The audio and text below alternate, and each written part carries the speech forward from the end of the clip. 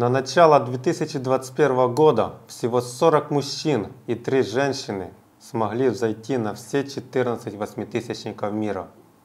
Еще меньше, всего 19 человек смогло это сделать без применения искусственного кислорода.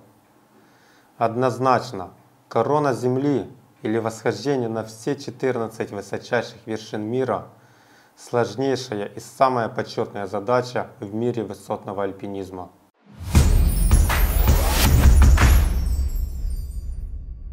Друзья, всем привет! С вами Тарас Поздний, и пускай на данный момент я поднялся всего на 3 восьмитысячника. Это Манаслу, Эверест, Чоойо. А до вершины Макалу я не дошел 250 метров, развернувшись на высоте 8230 метров. Высота 8223. Вот она вершина, но до нее еще хороших 64. А у меня как раз кислорода часа на 4. Поспрашивал у местных шерпов, нету ли у них резервного, но сказали, что нет. В общем, принял решение разворачиваться. Может, попробую еще раз. Но я хочу пройти корону Земли и подняться на все 14 высочайших вершин мира. Шаг за шагом, вершина за вершиной, не претендуя на особые рекорды, ну разве что быть первым YouTube-блогером, который запишет видео со всех 14 восьмитысячников. Кстати, хотя бы поэтому уже можно подписаться на мой канал. Список всех восьмитысячников и их особенностей есть в отдельном видео «Восьмитысячники мира». Рекомендую вам посмотреть его, так как в данном выпуске я не буду перечислять вершины, которые входят в программу, и останавливаться на каждой из них. Я поделюсь с вами знаковыми прохождениями программы среди мужчин и женщин и приведу несколько интереснейших фактов о короне Земли. Начну с факта, который меня очень удивил и о котором я узнал только в прошлом году. Между Индией и Пакистаном длится многолетний конфликт за территорию Кашмира, а в Пакистане находится 5 из 14 восьмитысячников. Посещать Пакистан гражданам Индии можно, визы им выдают, но вот пермиты на восхождение на восьмитысячники гражданам Индии не выдаются. Таким образом, индийцы могут подняться только на 9 из 14 восьмитысячников. Кстати, пока никому с Индии и эта задача не оказалась под силу. Первое прохождение 14 восьмитысячников. Легендарный альпинист Ранхольд Месснер стал первым, кто прошел все 14 высочайших вершин мира. Причем сделал он это без использования искусственного кислорода, а на многие поднимался соло или делал первопрохождение. На 14 вершин у него ушло 16 лет. При этом не обошлось и без потерь, самая тяжелая из которых – это потеря родного брата на Нанга-Парбате. Об этом есть одноименный фильм «Нанга-Парбат». Финальной вершиной в программе для Месснера стал Лхотсе, куда он поднялся весной 1986 года по классическому маршруту. К слову, после этого он больше не ходил на восьмитысячники. Возможно, поэтому до сих пор он еще жив, имеет замок или несколько в Южном Тироле и каждый год до сих пор ездит в Непал. По пятам за Месснером шел сильнейший польский альпинист Ежи Кукучка, который закончил корону Земли в 1987 году за 7 лет и 11 месяцев, тем самым установив новый скоростной рекорд. И до 2019 года никому не удалось пройти программу быстрее, чем за 7 лет и 10 месяцев, пока не появился Нимс. Нирмал Пурджа, или по-простому Нимс Даи, это непалец Гурха, который увлекся горами не так и давно, если я правильно помню, примерно в 2012 или в 2014 году. Но он очень хорошо тренирован, он служил в личной охране королевы Британии и очень быстро начал ставить скоростные рекорды. К примеру, ему удалось пройти Эверест, Лхотсе и Макалу менее чем за 7 дней. На 2019 год Нимс поставил поистине небывалую и нереальную, как думали многие, в том числе и я, цель – пройти все 14 восьмитысячников менее чем за 1 год. Я думал, ну ладно в Непале, пускай в Непале получится, там можно делать перелеты на вертолетах, но в Пакистане, как пройти все 5 восьмитысячников в Пакистане за 1 лето? При этом, что между многими вершинами нет вертолетного сообщения и нужно ходить пешком. а еще нужно поймать погодное окно. В общем, мне, да и почти всем это казалось нереально. Но тем не менее, Ним сделал это, он прошел 14 вершин за 6 месяцев и 6 дней. Напомню, что предыдущий скоростной рекорд до этого момента был 7 лет и 10 месяцев. Вместе с Нимсом мы были на Чоою, где, конечно, я не упустил возможность и записал с ним такое коротенькое интервью. Рекомендую вам его посмотреть, оно очень мотивирующее и вдохновляющее. Высота 5700, с вами Тарас Поздний и Нимс. Этот человек, он невероятный в своей попытке пройти все 14 восьмитысячников за 7 месяцев. И сегодня я выловил минутку и хочу его расспросить о самой идее Project Possible и о том, как он тренировался, что было для него самым тяжелым, что было самым прекрасным. В общем, не затягиваю, начнем. Первыми братьями, прошедшими корону Земли, стали мои друзья Чангдава Шерпа и Мингма Шерпа.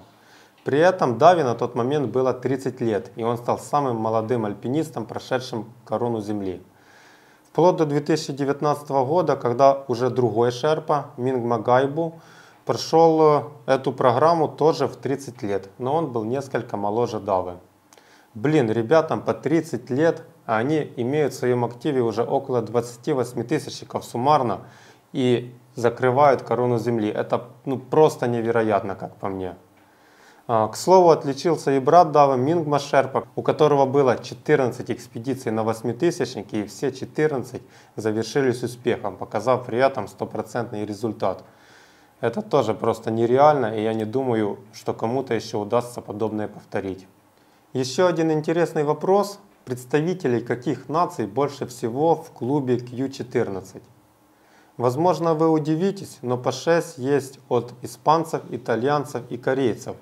А от непальцев всего 5, при том, что 3 из них добавились только в 2019 году. Забавно, что со всеми 5 я хорошо знаком, а Дава и Мингма, кроме этого, являются нашими партнерами по восхождению на восьмитысячники.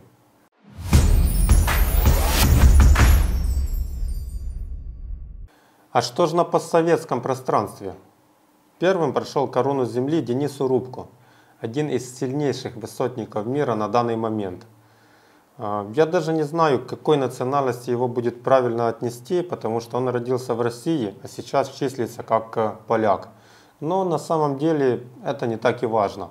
Корону Земли он прошел за 9 лет, начиная с 2000 и заканчивая 2009, и при этом не остановился и продолжал активно ходить в сложнейшие экспедиции на восьмитысячнике. Притом у него было несколько попыток пройти К2 в зимний период. Но в 2019 году он немножко приостановил свою активную высотную жизнь, но в то же время не отрицает возможность вернуться, если будет интересный проект и хорошая компания. С украинцев Владислав Терзеул поднялся на все 14 гор, но на вершины Броуд-Пик и Шишапангма поднялся не на основную вершину. Поэтому в официальном списке за ним числится всего 12 вершин. Насколько я знаю, он планировал вернуться на Шишу и на Броуд и переходить и подняться на основные вершины, но трагически погиб на спуске с Макалу. Терзаул был одним из сильнейших высотников Украины за всю историю, и в память о нем есть книга «Вяжи свой узел». С России же тоже нету никого, кто поднялся на все 14 вершин. Ближе всех Сергей Богомолов, у которого в активе 13 восьмитысячников, за исключением К2, на который он уже сделал, по-моему, около 5 попыток. Сейчас Сергею 69 лет, и скорее всего он не будет совершать еще одну попытку подъема на К2.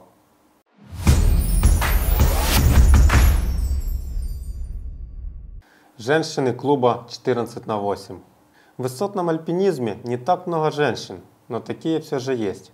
На данный момент всего 3 прошли корону Земли и присутствуют в официальных списках. Но, как всегда бывает у женщин, тут тоже не все так просто. Одно время первой женщиной, прошедшей все 14 восьмитысячников, считалась альпинистка с Южной Кореи О Ин Сон.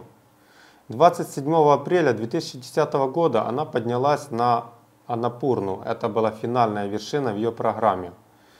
Но корону она носила недолго. Дело в том, что годом ранее, во время восхождения на Канченджангу, она не предоставила достаточных доказательств достижения вершины. На ее как бы вершинном фото она стоит на скальном выступе. Это фото вы можете видеть на экране. В то же время, как истинная вершина Канченджанги укрыта снежной шапкой. До сих пор ведутся споры и нет единого мнения по этому поводу. Но мои друзья-непальцы, которые так основательно занимаются исследованиями, уверены, что О-Инсон таки не была на главной вершине Канченджанги. Да и в официальных списках ее тоже нету. Таким образом, первая женщина, которая без сомнения прошла все 14 вершин, стала сильнейшая испанская альпинистка Эдурне Пасабан, которая закрыла программу восхождения на Шишапангму 17 мая 2010 года. А уже 23 августа 2011 года Герлинда Кальтенбруннер с 7-й попытки поднялась на вершину К2, сложнейшего восьмитысячника в мире. Она сделала это без применения искусственного кислорода, тем самым став первой женщиной, которая поднялась на все восьмитысячники без кислорода, и 11-й в общем списке. Герлинда – сильнейшая альпинистка того времени, но даже ей потребовалось целых 7 попыток, чтобы смочь подняться на К2 без кислорода. Третьей женщиной, которая прошла программу «Корона Земли», стала итальянка Нивес Мерой. 15 мая 2017 года она поднялась на Анапурну вместе со своим мужем. Примечательно, что во время всех восхождений они не пользовались кислородом фактически не пользовались помощью шерпов. И на все восьмитысячники они ходили вместе. Тем самым они стали первой семейной парой, которая прошла все 14 восьмитысячников. Еще сразу 2 китаянки, Лоу Цзинг и Дон Хонг, могли закончить программу восхождения на Шишапангму в 2018 году. Но, как и все в том году, они поднялись на центральную вершину высотой 8008 метров, а не на главную высотой 8027 метров. Напомню, что 2 вершины разделяет очень опасный и крутой траверс, который удается преодолеть очень и очень немногим. Поэтому по классическому маршруту достигнуть главной вершины Шишапангмы в наше время фактически нереально. Поэтому перед китаянками остается еще одна незакрытая задача. Так что на данный момент в мире есть всего 3 женщины, которым удалось полностью и чисто пройти корону Земли.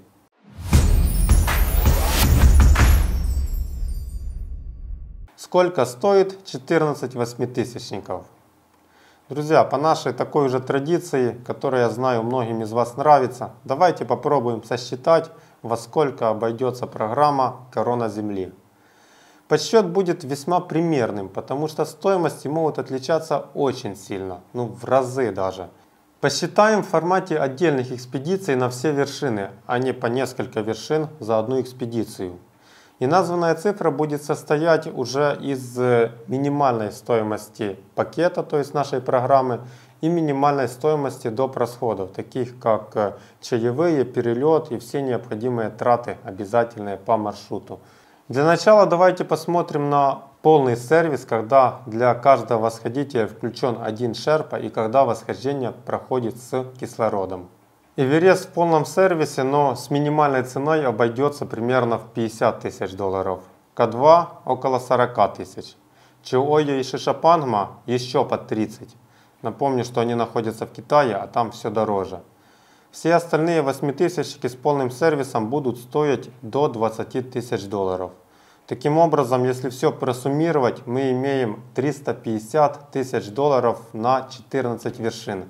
Друзья, это огромная цифра, я сам от нее просто в ужасе. И это при том, если мы будем все вершины ходить с одной попытки, без повторных экспедиций.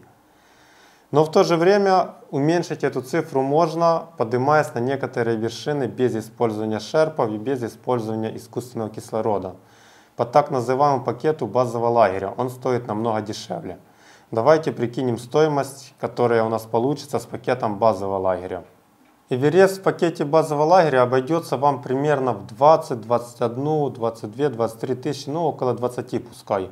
Но на самом деле я бы очень не советовал идти на Эверест с пакетом базового лагеря.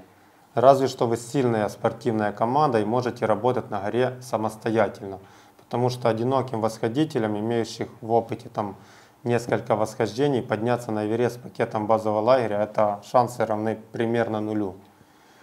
На Чаою и на Шишапангму, которые находятся в Китае, стоимость будет 30 тысяч. Просто потому, что Китай, по-моему, в 2018 году запретил восхождение на 8000 без шерпа. То есть, даже если вы хотите самостоятельно работать на горе, вам придется оплачивать услуги шерпа.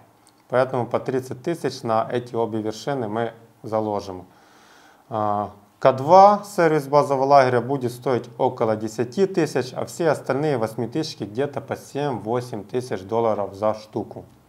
И в итоге мы получаем около 160 тысяч. Это стоимость короны земли на самых минималках, где мы используем пакет базового лагеря, где это возможно, конечно, и ходим тоже все вершины с первого раза. Конечно, можно немножко сэкономить, выбирая каких-то самых бюджетных организаторов, где-то цены могут быть немножко дешевле, или проходя по несколько вершин за раз. Обычно, когда ты идешь в экспедицию и две вершины находятся рядом, то сходить на две вместе получается дешевле, чем на две по отдельности. Но нужно иметь достаточно здоровья для этого. Еще отмечу, что в 2022 году Непал будет проводить год туризма. И после этого, скорее всего, значительно поднимет пермиты на все 8000-ники. Эверест может стоить, наверное, 15 тысяч долларов пермит, а вместо 11, обычный 8000 вместо 1800 будет стоить около 5. Ну, это не точно. Они уже хотели на самом деле провести год туризма в 2020 году, но из-за известного всем карантина и кризиса он отменился, и они перенесли его на 2022. Непал планирует, чтобы его посетило 2 миллиона туристов, и мы, как можем, им в этом помогаем. Что же касается лично меня, то я пользуюсь разным сервисом на разных вершинах. На высоких 8000 и сложных чаще всего я использую полный сервис, а на низких 8000 чаще всего использую сервис базового лагеря.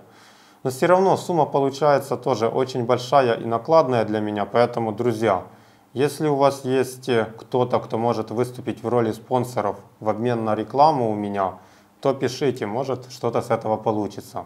Но даже если спонсоров не будет, я буду стараться ходить на 1-2 8000 в году. И от вас для меня уже хорошая поддержка. Это ваши подписки, комментарии и то, что вы делитесь этим каналом и рекомендуете его своим друзьям. До встречи в горах, и если в горы, то с кулуар. Пока.